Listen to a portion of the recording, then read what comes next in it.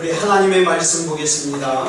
히브리서 12장 14절부터 17절 말씀까지. 제가 먼저 14절 말씀 봉독합니다. 모든 사람과 더불어 화평함과 거룩함을 따르라. 이것이 없이는 아무도 주를 보지 못하리라.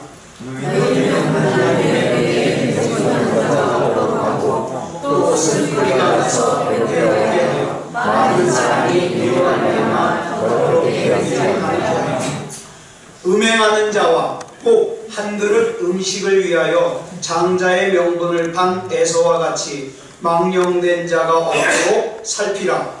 너희가 아는 바와 같이 그가 그의 축복을 이어받으려고 눈물을 흘리며 도하되 버림받아 되어 회개할 기회를 얻지 못하였느니라.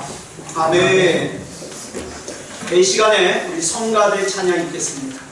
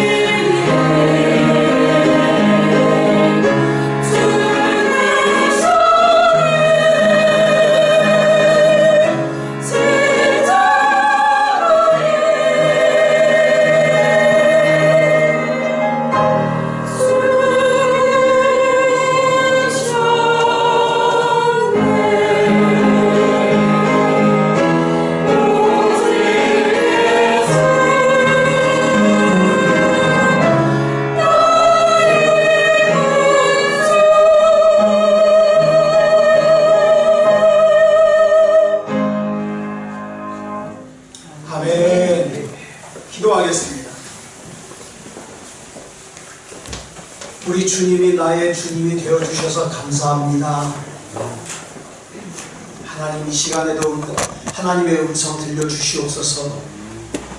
들려주신 하나님의 음성에 믿음으로 더 순종으로 신뢰함으로 반응할 수 있게 해주시옵소서. 모든 것을 우리 주님 앞에 맡겨드리오며 그리스도 예수님의 이름으로 감사하며 기도드렸사옵나이다. 아멘. 예, 우리 같이 인사 나누겠습니다. 일주일 동안 수고하셨습니다.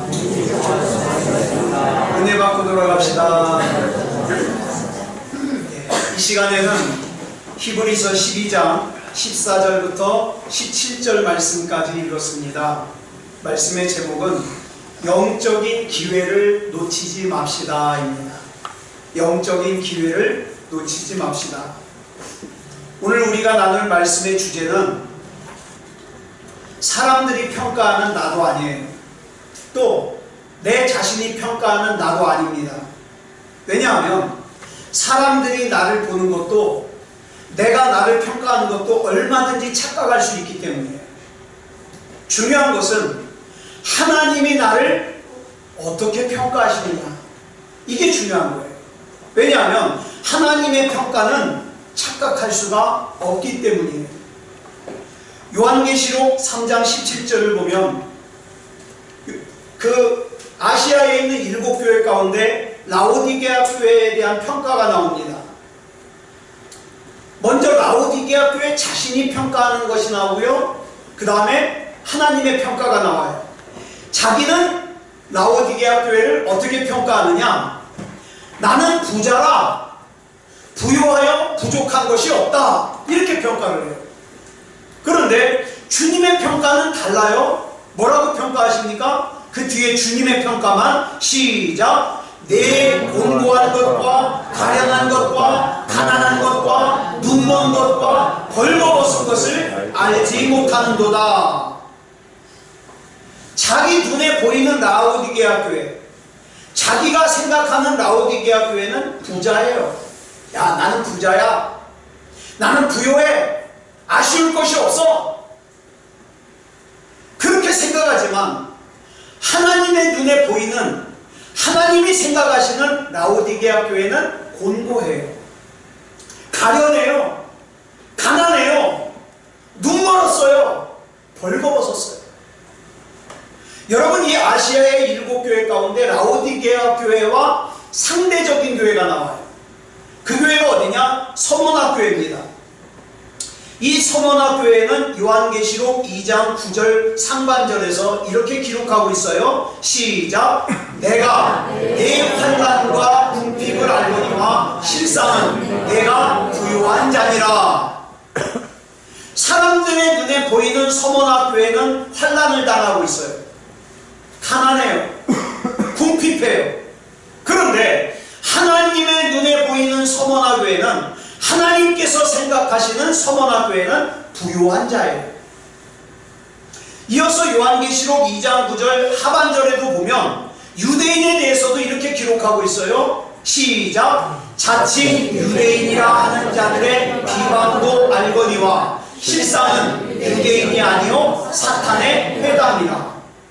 사람들의 눈에 보이는 유대인들은 율법을 잘 지켜요. 그래서 율법을 잘 지키는 자기 자신에 대해서 자부심이 있어요.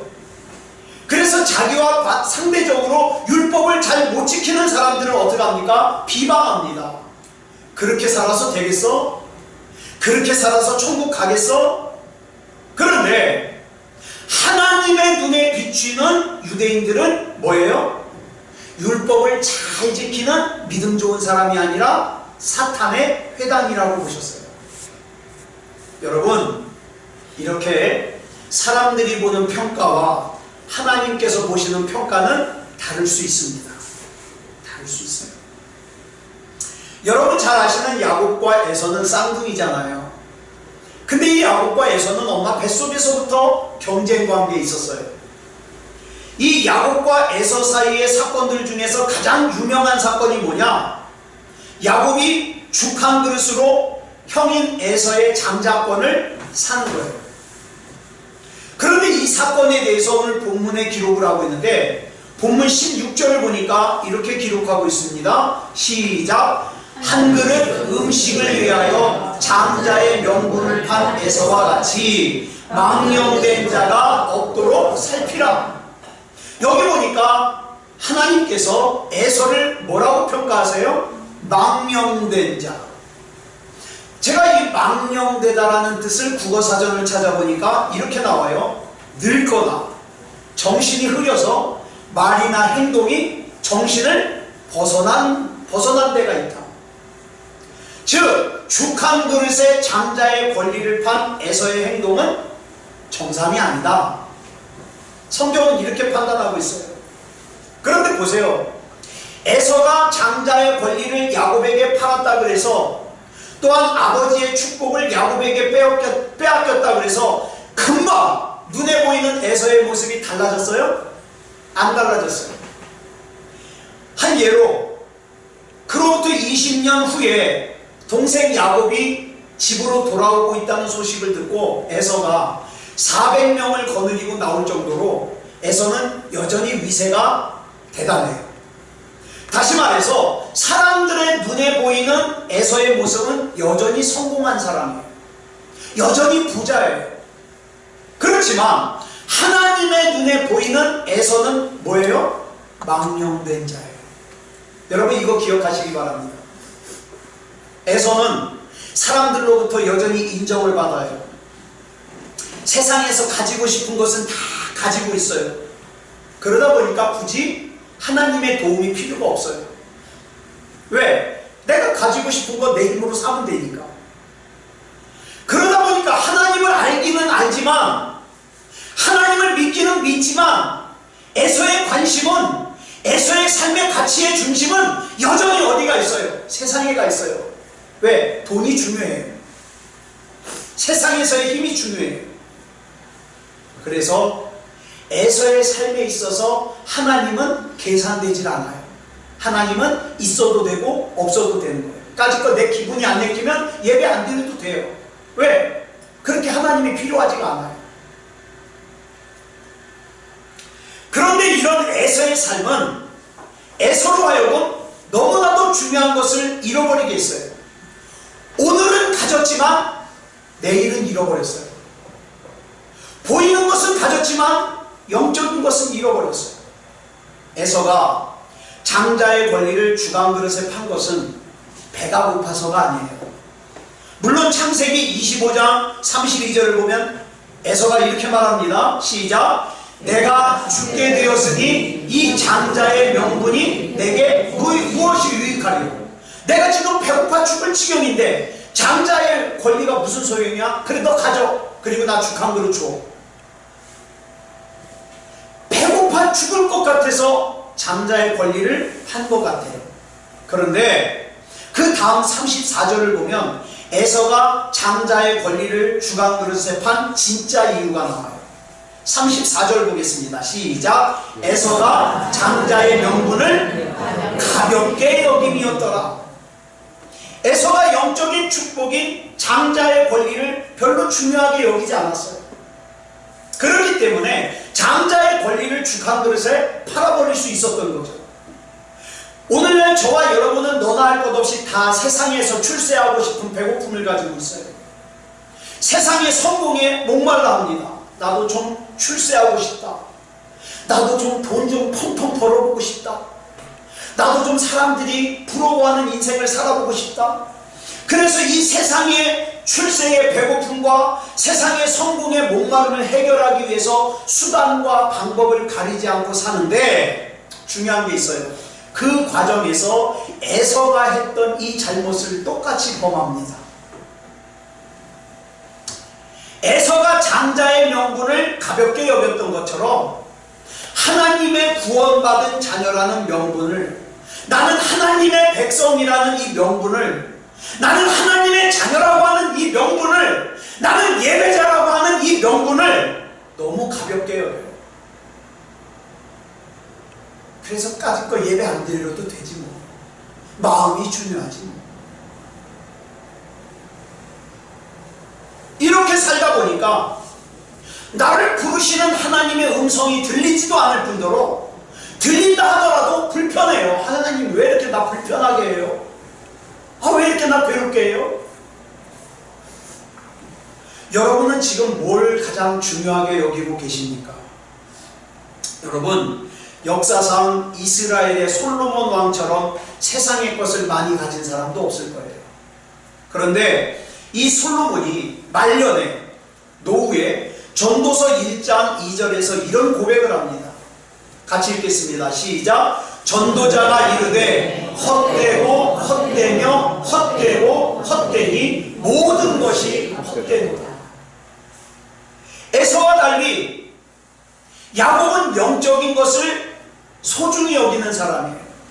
그래서 형이 받아야 될 축복도 가로채는 사람이에요. 다시 말씀을 드려요. 이게 굉장히 중요하기 때문에 에서는 영적인 것을 놓아버렸지만 여전히 부자예요. 야곱이 장자권을 갖다가 형으로부터 받았다 그래서 갑자기 에서보다 더 부자로 살고 더 출세하고 더 성공한 삶을 산 거 아니에요. 그래서 때로는 우리가 신앙생활하다가 육체적인 것을 전부로 여기는 사람은 그럴 거면 예수를 왜 믿어? 그럴 거면 믿음다운 믿음이 뭐가 필요해? 달라지는 것도 없는걸? 이렇게 생각해요. 그런데 여러분, 이 장자의 권리라는 것은 족장이 될 수 있는 권리예요. 야곱이 살던 시대는 족장 시대입니다. 이때의 족장의 권리는 부모의 영적인 축복을 물려받고 그 복을 다시 자녀에게 물려줄 수 있는 권리예요. 에서는 이 권리를 하찮게 여겼어요. 우리 주변에 보면 부모에게 물려받는 신앙을 하찮게 여기는 사람들이 있어요. 예수 잘 믿어야 된다, 예배 잘 드려야 된다, 콧방귀 껴요, 웃어요. 또 자기 부모로부터 물려받은 신앙을 자기 자녀에게 물려주는 것을 가볍게 여기는 사람이 있어요. 네 인생은 네 거야. 예수를 믿든 안 믿든 네 맘대로. 에서 같은 사람들이에요. 가볍게 여겨요. 여러분, 영적인 것을 소홀히 여기면 반드시 후회하게 됩니다. 그리고 이 장자의 권리는 무엇보다도 중요한 것이 후손 가운데서 메시아가 태어나는 복이에요. 그래서 예수님의 족보에 오르는 영광이에요. 그러나 에서는 이 영적인 복이 얼마나 소중한 것인지를 몰랐어요. 그런데 끝까지 모르는 것이 아니라 어느 순간에 에서가 이걸 알았어요. 야, 나는 돈이 최고인 줄 알았더니 아니라 영적인 복이 더 중요하구나. 이걸 에서가 알았어요. 그러나 그때는 이미 돌이킬 수 있는 기회를 잃어버렸어요. 본문 17절 보겠습니다. 시작. 너희가 아는 바와 같이 그가 그 후에 축복을 이어받으려고 눈물을 흘리며 구하되 버림받아 되어 회개할 기회를 얻지 못하였느니라. 자, 들으세요. 에서가 이렇게 눈물을 흘리며 영적인 축복을 구할 때 에서는 여전히 부자예요. 여전히 성공한 사람이에요. 많은 사람들이 망해야만, 실패해야만, 어려운 일을 겪어야만 하나님께 돌아오는데 에서는 아니에요. 여전히 부자인 상태고 여전히 성공한 상태에서 영적인 축복의 중요성을 깨닫고 그 영적인 축복을 나에게도 이어달라고 눈물로 구했다는 거예요. 에서가 눈물을 흘리며 구했다. 얼마나 간절하게 원한 거예요. 자, 그러면 우리는 여기서 이걸 질문해야 돼요. 에서가 눈물을 흘리며 구한 축복이라는 것이 과연 뭐냐? 다시 말씀드려요. 에서는 지금 부자예요. 가지고 있는 게 많아요. 성공한 사람이에요. 그렇기 때문에 에서가 눈물을 흘리며 구한 축복은 뭐 물질적으로 부자가 되게 해달라든가 성공하게 해달라는 것은 아닐 거예요. 물론 물질이 더 있으면 더 좋아요. 그죠? 더 있으면 좋아요. 그렇지만 눈물을 흘릴 정도로 구할 것은 아니에요. 왜? 이미 가지고 있는 게 있으니까.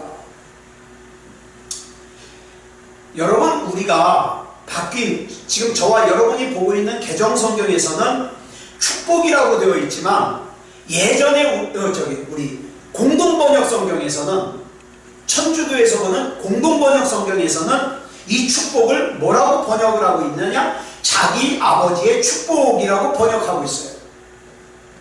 자, 부자요 성공한 사람인 에서가 눈물을 흘리면서까지 구한 축복은 부자가 되게 해달라는 게 아니에요. 성공하게 해달라는 게 아니에요. 아버지의 축복을, 내 아버지가 받은, 내 아버지 이삭이 받은 그 축복을 내가 이을 수 있게 해달라는 거예요.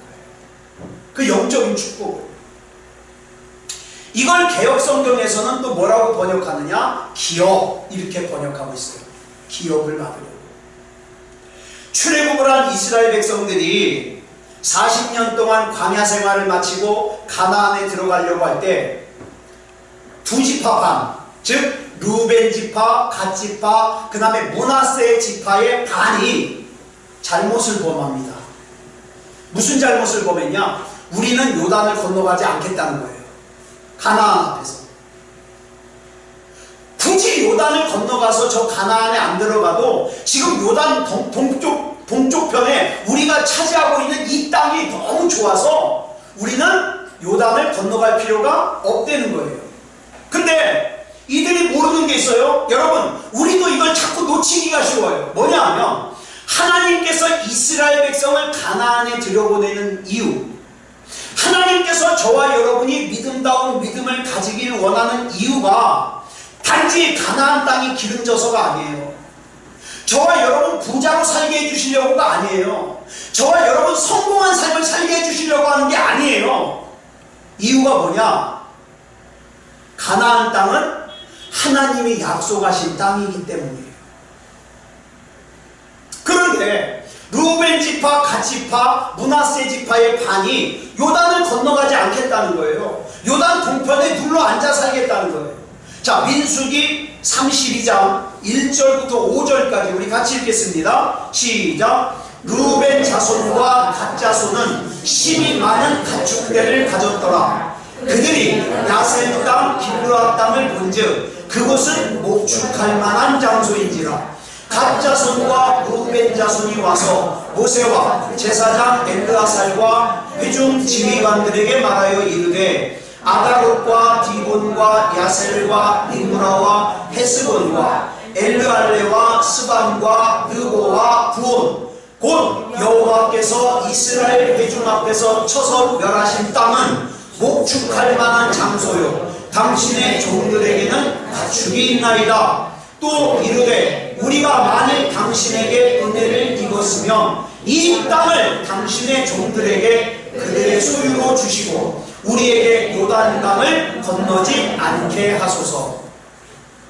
한마디로 정리하면 그동안 우리가 수고했던 것을 안다면 이 땅을 우리에게 주어서 이 땅에 눌러앉아 살고 우리가 요단강을 건너지 않게 해달라는 거예요. 여러분, 이 요구는 나머지 다른 이스라엘 지파에게 기운 빼는 일이에요. 그리고 이 요구를 하는 이 당사자들에게도 뭐예요? 위기예요. 영적인 위기예요. 여러분, 이스라엘 백성이 430년 동안 살던 애굽에서 출애굽을 한 이유가 뭡니까? 기름진 땅 차지하려고 해요? 하나님께서 이스라엘 백성을 출애굽시키기 위해서 애굽왕 바로에게 10가지 재앙을 행하신 이유가 뭐예요? 이스라엘 백성이 홍해를 건너고 아말렉과 싸우고 미디안과 싸우면서 여기까지 온 이유가 뭐예요? 이스라엘 백성이 광야 생활 40년을 견디면서 여기까지 온 이유가 뭐예요? 좋은 땅 차지하려고 해요? 아니요. 다시 한번 말씀드리지만 가나안 땅은 좋은 땅이 아닙니다.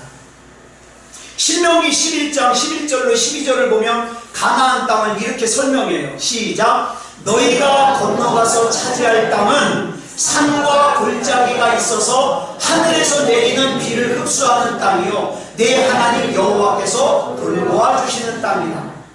다시 말해서 가나안 땅은 기름지고 좋은 땅이 아니라 하나님이 아니면 살 수 없는 땅이 가나안 땅이에요. 만약 좋은 땅에서 살게 하는 것이 목적이라면 이스라엘 백성을 굳이 애굽에서 불러내실 필요가 없어요. 왜냐하면 애굽 땅은 기름진 땅이거든요. 그리고 출애굽을 한 이스라엘 백성이 광야 생활 40년 동안 미련을 버리지 못할 정도로 살기 좋은 땅이 애굽 땅이에요. 그런데 가나안을 앞두고 지난 40년 동안 앞장섰던 루벤 지파와 갓 지파가 가지 않겠다는 거예요. 왜? 지금 살만하니까. 이런 상황은 전혀 예상하지 못했던 상황이에요. 마귀가 이런 장난을 칩니다. 여러분, 우리 잘 아시는 주은혜교회 정진웅 목사님이 지난 겨울부터 붕어빵 전도를 하고 있습니다. 교회가 너무 침체되어 있다 보니까 이 붕어빵 전도를 통해서 교회와 그 다음에 목사님 자신이 으쌰으쌰하는 힘을 얻으려고 붕어빵 전도를 시작했어요. 그래가지고 교회가 조금씩 꿈틀거리면서 일을 하려고 하니까 마귀가 장난질을 칩니다. 한 가정이 목사님을 찾아오더니 교회를 옮기겠다는 거예요. 그 순간 이 전혀 예상치 못했던 상황에 목사님이 힘이 빠지죠. 그 소식을 들었던 교회가 힘이 빠지죠. 자, 그러면 여러분, 하나님의 일에 앞장섰던 루벤 지파와 갓 지파가 요단을 건너서 함께 가지 않겠다고 하는 것은 하나님의 뜻일까요? 자기의 선택이요, 자기의 결정일까요? 자기 생각입니다. 그러자 모세가 눈물로 이들을 설득합니다. 그러면 안 된다. 우리 같이 가나안에 들어가야 된다. 그러자 전에는 모세의 말이라면 하나님 말씀으로 알고 아멘으로 순종했던 사람들이 민수기 32장 19절에 보니까 뭐라 그럽니까? 시작. 우리는 요단 이쪽 곧 동쪽에서 기업을 받아 싸우니 그들과 함께 요단 저쪽에서는 기업을 받지 아니하겠나이다. 이건 루벤 지파와 갓 지파와 므낫세 지파 반이 요구하는 거예요. 이 말씀을 우리 예전에 보던 개역성경으로 보면 이렇게 말씀하고 있어요. 다시 한번 시작. 우리는 요단 이편 곧 동편에서 산업을 얻어 싸우니 그들과 함께 요단 저편에서는 기업을 얻지 아니하겠나이다. 저는 이 번역이 더 정확한 것 같아요. 요단 동편에서 요단강을 건너기 전에서 산업을 얻었기 때문에 요단강을 건너서 기업을 얻을 필요가 없다는 말이에요. 개정성경에서는 앞에도 기업, 뒤에도 기업이라고 했지만 개역성경에서는 앞에는 산업, 뒤에는 기업이라고 했어요. 다시 정리하면 요단을 건너기 이전인 요단 동편에서 얻은 것은 산업, 요단강을 건너서 요단 서편에서 얻는 것은 기업이라는 거예요. 근데 히브리어 성경을 보면 요단 동편에서 얻은 것과 요단 서편에서 얻은 것 다른 단어를 쓰고 있어요. 그래서 개역 성경이 더 정확하다는 거예요. 여기서 산업이 뭘까요? 산업, 세상으로부터 주어진 것, 내 육체를 위해서 필요로 하는 거예요. 돈, 성공, 이런 거가 되겠죠. 기업은요? 기업은 하나님으로부터 주어지는 거예요. 그래서 산업은 육체적으로 좋은 거라면 기업은 영적으로 좋은 거예요. 그렇기 때문에 기업에는 하나님의 뜻이 담겨있고 하나님의 복이 담겨있고 하나님의 섭리가 담겨져 있습니다. 그런데 지금 루벤 지파와 갓 지파와 므낫세 지파의 반이 우리에게는 지금 육체적으로 필요한 기름진 땅이 있으니까 영적인 복은 필요 없다는 뜻이에요. 내가 원하는 대학에 갔으니까 더 이상 예배 드릴 필요가 없다는 거예요. 내가 원하는 취직을 했으니까 더 이상 예배가 중요하지 않다는 거예요. 내가 원하는 결혼을 했으니까 더 이상 예배가 중요하지 않다는 거예요. 내가 필요로 하는 돈이 이제 충분히 있으니까 예배가 중요하지 않다는 거예요. 많은 사람들이 이렇게 살죠. 그런데 잘 들으세요. 가나안은 하나님께서 이스라엘 백성에게 산업으로 주신 땅이 아니에요. 기업으로 주신 땅이에요. 그런데 루벤 지파와 갓 지파와 므낫세 지파의 반은 자신들에게는 이미 요단 동편에 산업이 있으니까 요단 서편에 기업이 필요 없다는 거예요. 그러므로 이것은 하나님의 아픔이에요. 모세의 아픔이에요.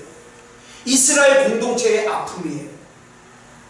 이들은 이제 하나님께서 주시는 걸 받지 않아도 지금 자기에게 있는 걸로 충분하다는 거예요. 그러니까 자기 마음대로 살겠다는 거예요. 여러분, 찬송가 435장 이 가사를 누가 썼냐면 파니 크로스비라는 사람이 썼어요. 이 사람은 태어난 지 6주 만에 앞을 못 보게 된 사람이에요. 근데 평생을 하나님을 찬양하는 사역을 합니다. 이분이 쓴 이 찬송가 435장 1절만 한번 불러볼까요? 시작. 나의 영원하신 기업 생명보다 귀하다. 나의 갈 길 가도록 나와 동행하소서. 주께로 주께로 가오니 나의 갈 길 가도록 나와 동행하소서. 여러분에게는 지금 여러분보다 생명보다 더 귀하게 여기는 게 있습니까? 어떤 사람은 부자가 되기 위해서 돈이 자기 생명보다 귀하다고 생각할지 몰라요. 또 세상에서 출세하는 것이 자기 생명보다 귀하다고 생각할지 몰라요. 어떤 사람들은 예뻐지는 게 자기 생명보다 귀해가지고 목숨 걸고 양악수술을 하고 말이죠. 왜? 그만큼 중요하니까. 그런데 태어난 지 6주 만에 앞을 보지 못하게 된 파니 크로스비는 자기의 생명보다 귀하게 여기는 것은 하나님의 뜻, 하나님의 복, 하나님의 섭리가 담겨있는 영원한 기업이라고 찬양하고 있어요. 여러분, 스데반 집사님이 왜 돌에 맞아 죽으면서도 그 얼굴이 천사와 같이 변할 수 있었을까요? 영원하신 기업을 바라봤기 때문에. 여러분, 사도 바울이 왜 39개의 매를 5번이나 맞고 태장을 3번이나 맞고 돌에 맞아 죽은 것처럼 돼가지고 성 밖에 버려지고 배를 타고 가다가 3번이나 파손을 당하고 전도 여행을 하다가 강도를 만나고 그 다음에 자기 동족인 유대인들에게 바울을 죽이기 전에는 먹지도 마시지도 않겠다는 그 결사대를 조직해서 쫓아다니고 자기에 대하여 거짓 소문이 난무하고 수없이 많이 굶주리고 목마르고 헐벗었어도 포기하지 않고 계속해서 복음을 전한 이유가 뭐예요? 바울은 영원하신 기업이 뭔지를 알았어요. 여러분, 에서가 바로 이 영원하신 기업을 알게 된 거예요. 이 영원하신 기업을 알고 나니까 자기가 그동안 세상에서 중요하게 여겼던 육체를 위해서 살았던 것, 돈 많은 것, 세상적으로 성공한 것, 그게 아무짝에 소용이 없다는 걸 깨닫게 된 거죠. 그래서 이 영원하신 기업을 다시 자기가 이을 수 있게 해달라고 눈물을 흘리면서 하나님 앞에 구하는 거예요. 본문 17절을 개역성경으로 다시 한번 보겠습니다. 시작. 너희의 아는 바와 같이 저가 그 후에 축복을 기업으로 받으려고 눈물을 흘리며 구하되 버림바가 되어 회개할 기회를 얻지 못하였느니라. 부자인 에서가, 세상적으로 성공한 에서가 영원하신 기업이 아니면 세상적인 것이 다 헛되다는 걸 깨달은 거예요. 여러분에게는 지금 무엇이 가장 중요합니까? 에서는 한때, 여러분, 에서 할아버지가 누구예요? 아브라함 아닙니까? 믿음의 조상 아브라함. 할아버지 아브라함으로부터 아버지 이삭으로부터 영적인 축복을 설명 들었을 거예요. 그죠? 하나님 잘 믿어야 된다. 너는 하나님이 아니면 안 된다. 설명 들었을 거예요. 그런데 할아버지와 아버지가 말씀하시는 그 영적인 말이 고지식하게 들리는 거예요. 고리타분하게 들리는 거예요. 진부하게 들리는 거예요. 그래서 무시했어요. 그런데 어느 날 영적으로 정신을 차리고 보니까 할아버지가 말씀하셨던, 아버지가 말씀하셨던 그 영원하신 기업이 아니면 내가 지금 가지고 누리고 소유하고 있는 게 아무짝에 쓸모가 없다는 걸 깨닫게 되는 거죠. 오늘 이 말씀은 저와 여러분에게 더 늦기 전에 이 영원하신 기업의 계승자가 될 것을 권면하고 있습니다. 여러분, 저와 여러분은 이 영원하신 기업을 반드시 이어받아야 돼요. 신앙에는 기회가 있습니다. 근데 마귀는 자꾸 미루게 해요. 나중에 돈 벌고 나면, 은퇴하고 나면 내가 그때 하나님 잘 믿지 뭐, 좀 여유가 생기면 하나님 잘 믿지 뭐, 자꾸 미루게 만들어요. 그래서 고린도후서 6장 2절을 보니까 이렇게 말씀하고 있어요. 같이 읽어볼까요? 시작. 이르시되 내가 은혜 베풀 때에 너에게 듣고 구원의 날에 너를 도왔다 하셨으니 보라, 지금은 은혜 받을 만한 때요, 보라, 지금은 구원의 날이로다. 지금이에요. 그러면 결론적으로 우리는 이 힘든 세상을 어떻게 살아야 될까? 자, 본문 12절 보겠습니다. 시작. 그러므로 피곤한 손과 연약한 무릎을 일으켜 세우고. 자, 여러분, 저와 여러분이 에서같이 영적으로 무너지지 않으려면 피곤한 손과 연약한 무릎을 일으켜 세워야 됩니다. 근데 이 말씀을 오해하는 사람들이 많아요. 어떻게 오해하느냐? 여기 나오는 피곤한 손은 일을 할 수 없을 정도로 지치고 피곤한 육체의 손이라고 생각해요. 연약한 무릎은 일어날 수 없을 정도로 지친 내 육체의 다리라고 생각해요. 그래서 삶에 지치고 삶의 고단에서 넘어진 거, 이걸 생각해요. 근데 이 말씀을 이렇게 육체적으로 해석을 하면 이해가 되지 않아요. 여러분, 부자인 에서가 왜 손이 피곤해요? 부자인 에서가 왜 무릎이 연약해요? 그런데 영적으로 해석을 하면 해석이 됩니다. 여기 나오는 피곤한 손과 연약한 무릎을 일으켜 세우고는 히브리 사람들의 개념에, 구약에서는 이걸 뭐라고 해석을 하냐? 성전을 올바로 짓다, 이렇게 해석이 돼요. 그 다음에 사도행전 15장에서는 뭘로 해석이 되냐? 부활. 다시 말해서 이 말은 우리 육체의 손과 무릎을 뜻하는 것이 아니라 우리가 하나님 앞에 믿음다운 믿음이지 못하고 경건한 삶을 살지 못하게 하는, 방해하는, 지치게 하는, 영적으로 지치게 하는 그 원인들을 제거해라, 이 말이에요. 하나님 앞에 자리 잡지 못하게 하는 그 원인들, 방해물들. 그래서 이어지는 본문 13절을 보니까 이렇게 말씀하고 있어요. 시작. 너희 발을 위하여 곧은 길을 만들어 저는 다리로 하여금 어그러지지 않고 고침을 받게 하라. 이 말씀은 이거예요. 너희 신앙을 신앙답지 못하게 하는 그 방해물들을 빨리 제거해라. 여러분, 무엇 때문에 신앙생활이 식어졌습니까? 무엇 때문에 기도생활이 식어졌습니까? 그 신앙생활과 기도생활을 식어지게 만든 원인을 빨리 제거하여 올바른 신앙의 길로 가라, 이 말이에요. 그러면 어떻게 된다? 다리를 저는 사람처럼 쩔뚝거리는 불완전한 인생을 하나님이 어떻게 한다? 고쳐주신다, 이 말이에요. 신앙생활을 불완전하게 하면서 왜 내가 교회 다니는데 이렇게 힘드냐고?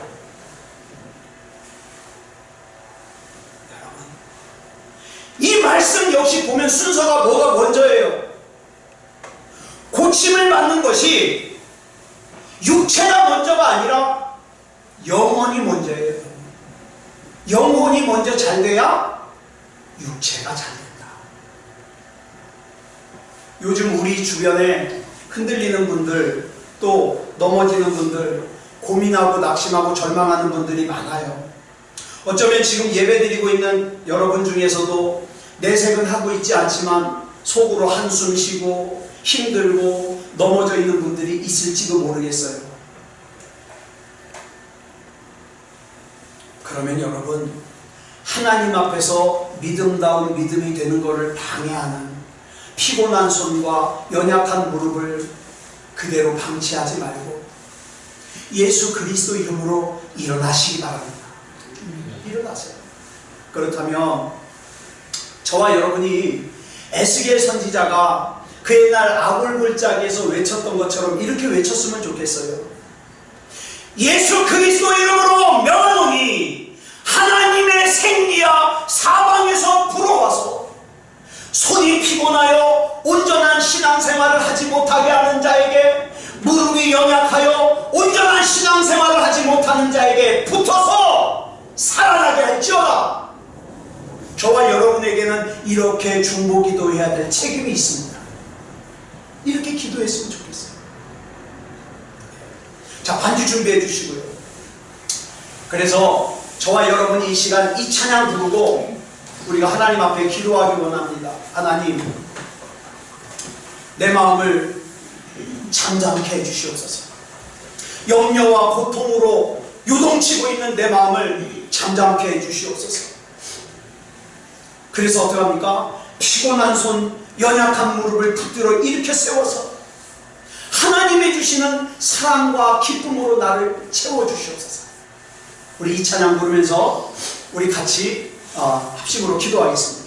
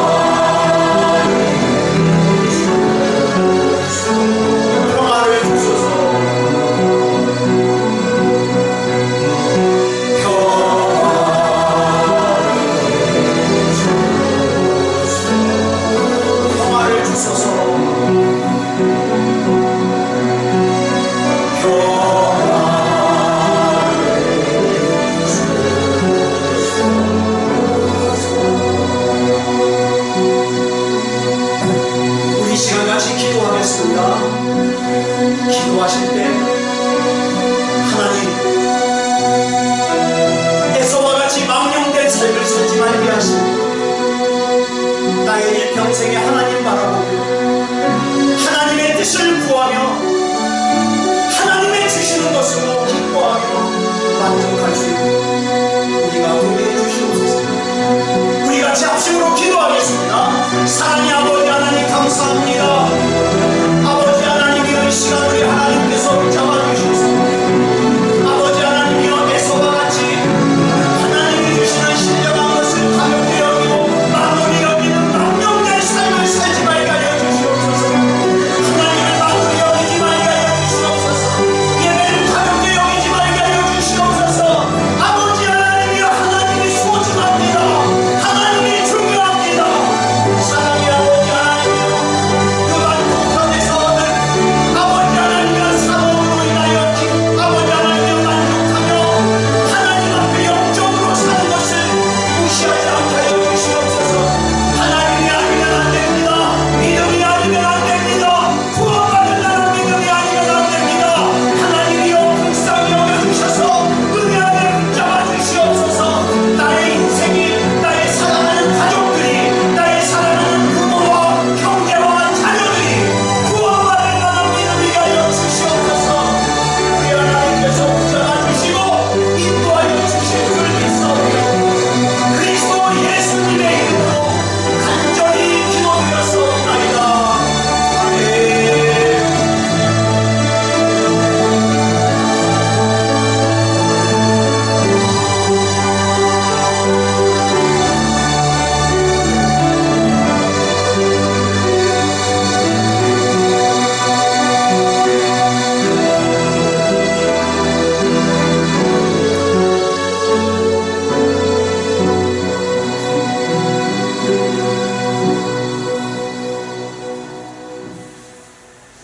이 시간 우리 하나님께서 우리의 예배를 기쁘게 받으셨을 겁니다.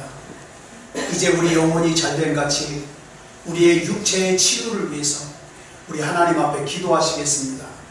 아픈 곳에 손을 얹으시고 하나님 고쳐주시옵소서. 치료의 하나님, 능력의 하나님 고쳐주시옵소서. 우리 이 시간이 믿음 가지고 같이 기도하겠습니다. 사랑의 아버지 하나님, 이 시간 우리 믿음으로 하나님 앞에 기도했습니다. 영혼이 잘된 같이 우리의 병든 육체도 고장난 육체도 하나님께서 치유해 주실 걸 믿습니다. 불법적으로 우리 몸에 들어온 질병이 예수 그리스도 이름으로 명령할 때에 떠나가게 하여 주시옵소서. 나사렛 예수 그리스도 이름으로 명하노니 악하고 더러운 사탄 마귀는 떠나갈지어다. 불법적으로 들어온 질병은 떠나갈지어다. 고통과 통증이 떠나갈지어다. 염려와 걱정이 떠나갈지어다. 하나님이 주시는 치료와 하나님이 주시는 평안이 임할지어다. 우리 하나님께서 붙잡아 주심을 믿사오니 그리스도 예수님의 이름으로 간절히 기도드렸사옵나이다. 아멘. 지금은 우리 주 예수 그리스도의 크신 은혜와 성부 하나님의 극진하신 사랑하심과 성령 하나님의 감화감동 충만하심과 역사하심과 인도하심과 보호하심이 오늘 거룩한 주님 앞에 나와 영과 진리로 예배드리는 사랑하는 성도들과 가정과 이웃 위에 이제부터 영원토록 함께하여 주시사 일평생 사는 동안에 하나님이 주시는 것, 하나님이 원하시는 것 무시하지 말게 하시고 믿음다운 믿음으로 살아 우리 안에 담으신 하나님의 뜻, 하나님의 성의, 하나님의 계획이 아름답게 이루어져서 승리하는 인생이 되게 해 주시기를 그리스도 예수님의 이름으로 간절히 축원하옵나이다. 아멘.